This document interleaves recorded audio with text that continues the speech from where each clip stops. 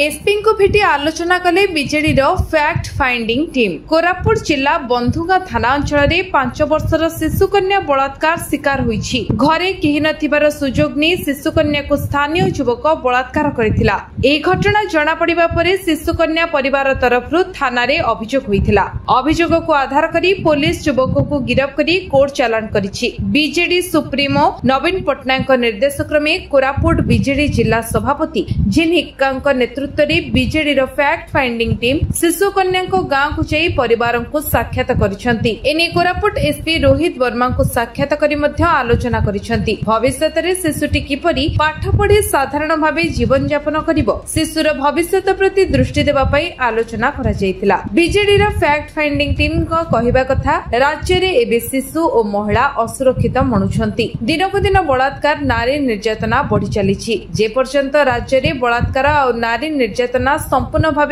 बंद होईछि बीजेडी 7 दिन पर्यंत एमिति विरोध करुथबो। ता सहित नारी सुरक्षा पई आगामी दिन रे राजरास्ता को ओल्हाइबो बोली बीजेडी कहिछि। निहात रूपे आपण माने न्यूज देखिकी एवं पेपर रे मध्ये बाहर थिला। आमे बिजु जनता दल तर महिला टीम कोरापुट गोटे फैक्ट फाइंडिंग टीम से फील्ड को जाइथिलु एवं सेमान को संगे जहा कथार्ता हेलु निश्चित रूपे से घटनाटी घटिछि एवं जो कथा की किछि से गाँव रो मध्य जो जिनसटा को लुचाई देवा को चाहूले आम काली जाइकी कहला परे से माने भी केसटा को न लुचाई आगो को आनिया पई एवं टेकअप करिया पई चाहिछंती। निश्चित रूपे एठी जो कथा कुहा जाउची कि जो सरकार एठी आस्थिला नारी सुरक्षा एवं शिशु सुरक्षा कथा बिल्कुल एठी सुरक्षा से माने देई पार नहांती। आईन विपर्यस्त घटिलानी सारा राज्य रे एवं कोरापुट रे मध्य कोरापुट रे आपण माने विगत किछि दिन मध्य देखिथिबे घटना ऊपर घटना चली जोटा कि गणदुष्कर्म हो कि ना शिशु असुरक्षा हो नारी असुरक्षा हो घटी चली।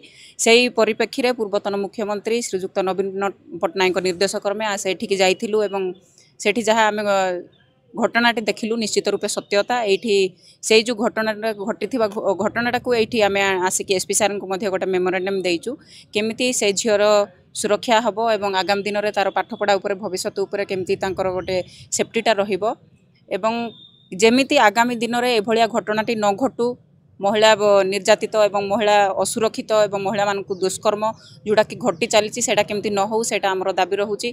जदि भी घटुची एभलिया घटना आगामी दिन में निश्चित रूपे आमे दाबी करथुबे एवं राजरास्ता को मध्ये ओल्हाइबे। आपण माने समस्त जानिथिबे बिजु जनता दल तरफरु गतकाली आमे बंधु गाँव रे आमे सानमातुर गाँव को जाइथिलु तांको परिवार सहित आलोचना करि आइलु। तां गाँव रो समस्त भद्र मंडली गाँववासी सहित आलोचना करथिलु।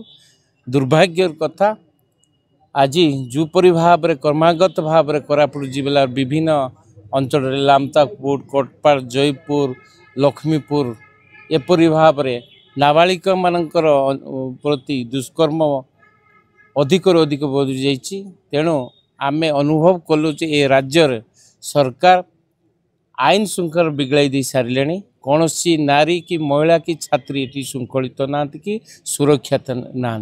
तेणु आमे गतकाली घटना को आमे निंदा करुचु।